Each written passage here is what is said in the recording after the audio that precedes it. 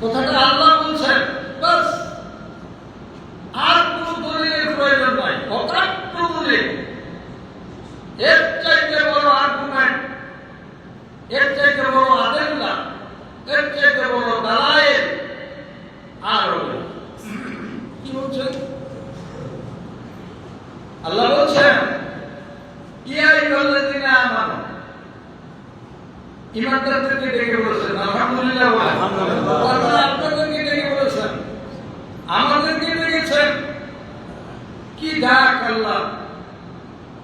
হে ওই সব লোকেরা যারা লা জামানাত ওয়াস-সাহবরে গায়ে লাথি মেরে আমার উপরে ঈমান এনেছো, মনোযোগ দিয়ে শোনো।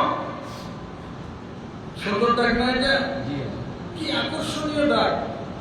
হে ওই সব লোকেরা, আমরা তো বলি হে ঈমানদারেরা, না, কথাটা এইভাবে আল্লাহ আরো সৌন্দর্য বাড়বে, সৌন্দর্য মণ্ডিত হবে।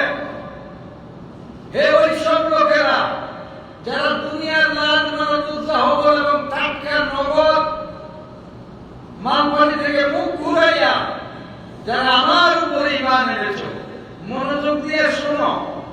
ইয়া আইয়ুহাল্লাযীনা আমানুর অর্থ এটাই, ইয়া আইয়ুহাল্লাযীনা আমানু ওয়া কুনু মা'আস সাদিকিন।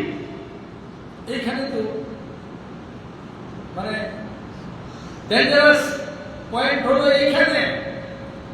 আল্লাহ বলতেছেন ঈমানদারদেরকে বলতেছেন, শুনতেছেন?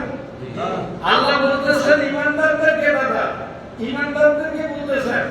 ওকে বলে না, ওকে বলে না, ওকে বলে না, কাউকে না, ঈমানদার যারা, তার মানে আপনারা এবং আমরা। আলহামদুলিল্লাহ বলেন, আলহামদুলিল্লাহ, আলহামদুলিল্লাহ।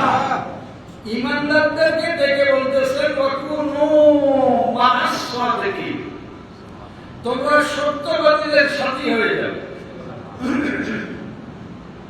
কার সাথী? সত্যবাদী।